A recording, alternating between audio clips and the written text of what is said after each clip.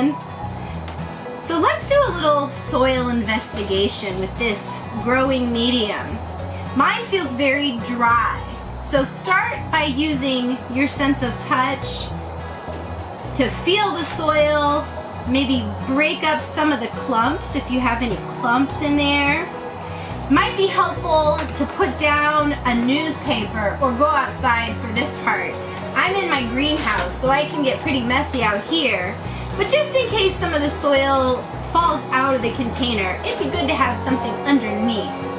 So set your surface down, open up your container, start to look at it, and then start to notice the different components or the different parts of your soil. It's not all one thing. If you look closely, you can see it's a mixture of different shapes, different textures, some different colors in there, different materials all mixed together. And maybe you can identify them if you look very closely. I can identify a twig, little twig in my soil there.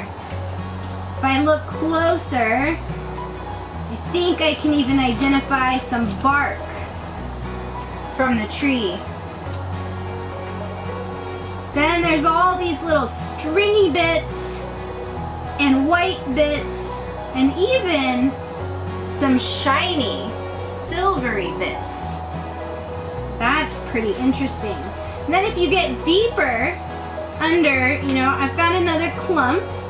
So I want to make sure that all the clumps are broken up, the soil is nice and loose and soft. There's a big clump. Breaks up pretty easily. And then you can smell it.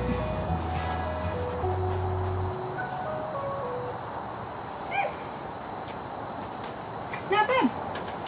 All right, let's listen to it. See if it's got anything to say.